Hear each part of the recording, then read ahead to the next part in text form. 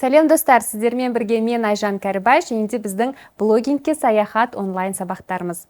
Сонымен достар, біз YouTube жайлы сөйлесуді жалғастырамыз. Бүгінде ең бір маңызды тақырыптардың бірі жалпы видеоны түсіруді бастайық. Жалпы видеоны біз қандай құрылғыларға түсіреміз, содан бастасақ, ең алғашқы мен өзім YouTube'да каналымды ашып видео түсіре бастағанда жай ғана телефонға түсіруді бастаған. Ол енді 2011-2012 жылдары болды. Жай ғана саяхатқа кетіп бара жатқан кезде осылай отырып өзімен өзім телефонға видеомды түсіре бастадым. Және де сол телефондағы видеомды YouTube'тың ішіндегі редактормен өңдеп, солай алғашқы видеоларымды шығарған болатынмын. Егер де сіздердің де қолдарыңызда бір кәсіби тұрғыдағы камера болмаса, штатив, микрофон деген нәрселер болмаса, жай ғана қазіргі телефондардың өздері-ақ жақсы сіздерге сапаны беруі мүмкін. Сол себепті ең бастысы сіздер үшін ол идея. Қандай құрылғы болмаса да, егер де айтатын сөзіңіз бір жалпы жақсы бір идеяңыз болса, онда кез келген видеоңыз сәтті шығуы мүмкін.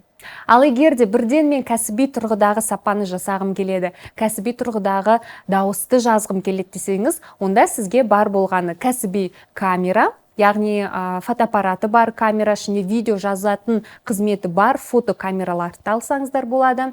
Оған сіз микрофон жалғайсыз, және де сізді бір жерде жақсы қолдың мынандай діріліссіз түсіріп тұратын штатив алу керек.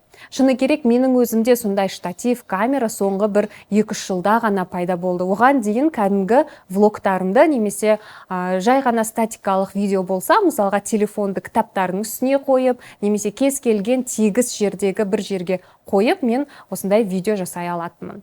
Енді келесі нәрсе, сіздің камераңыз бар дейік, микрофоныңыз жақсы жұмыс істеп тұр, өте таза дауыс жазып тұр. Енді ол камераны сіз қалай орнатасыз? Сол өте маңызды.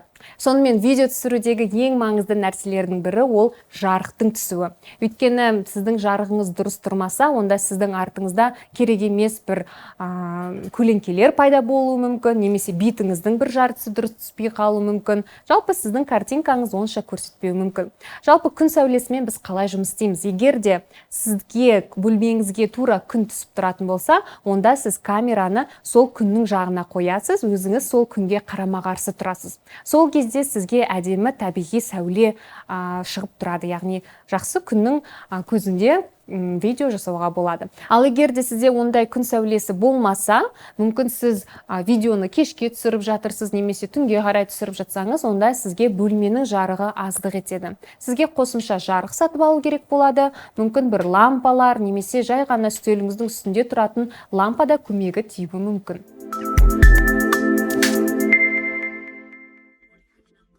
Сонымен достар, барлық техникамызды жақсылап қойып алдық, құрылғыларымыз дайын тұр.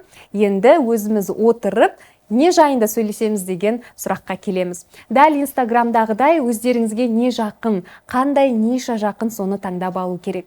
YouTube'да қандай видеолардың түрлері бар. Жай ғана влогтардан бірден бастап кететін болсаңыз, сіздің өміріңіз қызықсыз болуы мүмкін.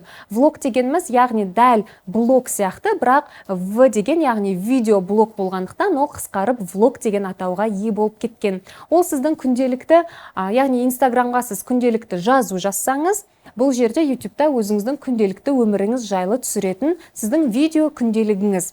Бірақ сіздің видео күнделігіңіз, егер де сіз бір танымал тұлға болмасаңыз, жұлдыз болмасаңыз, кез келген адамға қызықсыз болуы мүмкін. Мысалы, сіз таңертең тұрып, мен таңертең тұрдым, мен қазір каша жеймін, мен мектепке барам деген сияқты нәрселерді айтсаңыз, ол жерде бір қызықты эпизодтар, қызықты адамдармен кездесулер болмаса, кішкене қызығы азайып кетеді. Сол себепті ең бірінші видеоларыңызды нақты өзіңізге қызықты тақырыпта бастағаныңыз дұрыс. Мысалы, сіз бьюти-блогер болсаңыз, немесе сәнгер влогер болсаңыз, онда бірден сол тақырыптан бастап кеткеніңіз жөн.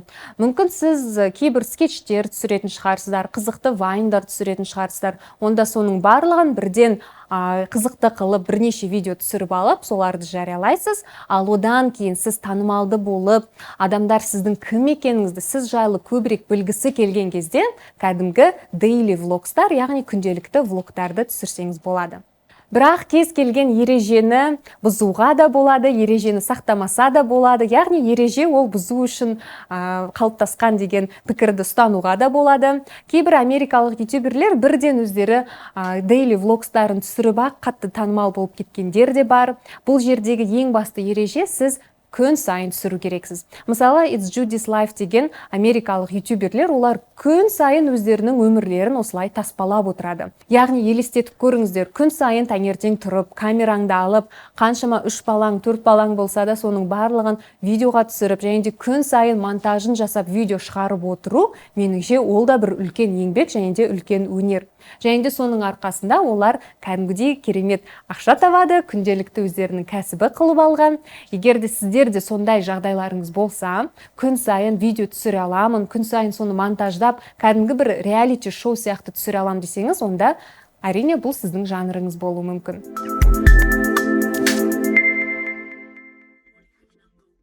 Және де тағы да бір ютубтағы өте сәтті шығатын видеолардың қатарында сіздің бір біліктілігіңізді, бір сұрақтағы эксперттігіңізді көрсететін видеолар. Мүмкін сіз гитарада керемет ойнайтын шығарсыз. Гитарада ойнайтын сабақтар жасаңыз.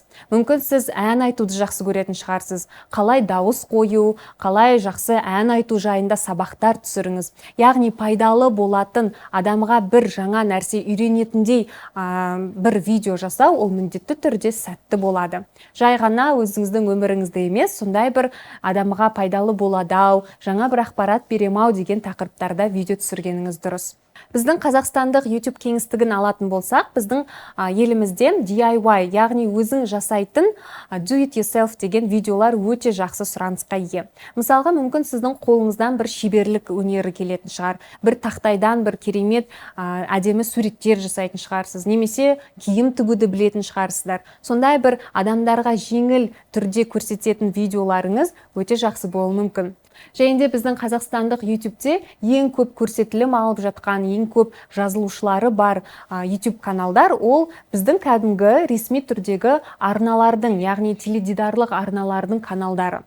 Бірақ оларды біз ешқалай да ютубқа ютубер ретінде жатқызбаймыз, өйткені олар бар, яғни бағдарламаларды телеарнадан көрсеткен, жақсы сапада түсірген арналарды алып ютубке қояды. Немесе киноларды алайық, кинофильмдерде дәл солай, өздеріндегі бар жақсы сападағы киноларды алып ютубке қояды. Әрине олардың көрсетілімдері, жазылушылары өте көп болып шығады, бірақ оған қарап сіздер мен ютубта ештеңе жасай алмаймын деп ойламау керексіздер. Оныңмен қоса қызықты видеолар, немесе жай ғана бір футболдың, әдемі футболдың бір комментарийлерін айтып, өзіңізше қызықтырып, сондай бір скетч-комдар да түсірсеңіз болады. Жалпы ютубтегі видеолардың түрлері сан түрлі, өте көп жанр бар. Оның барлығын әрине сізге керектісін таңдау үшін ютубты көп қарау керек, және де ең сәтті шыққан арналарға анализ жасау керек.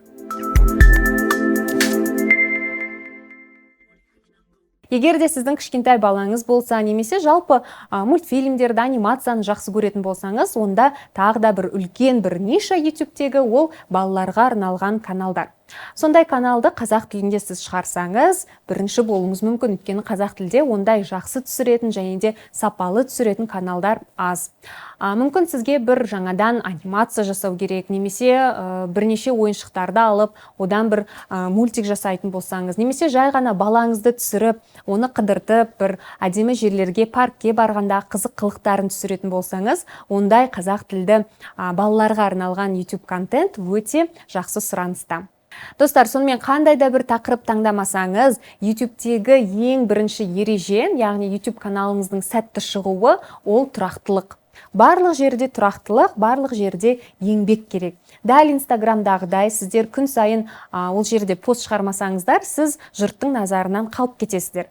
Ал ютубта енді сізге күн сайын ешкім видео түсір деп қатаң ереже қоймайды, бірақ сонда да аптасына бір болса да видеоңыздың шығып отыруы, ол сіздің каналыңыздың тезірек танымал болуына алып келеді.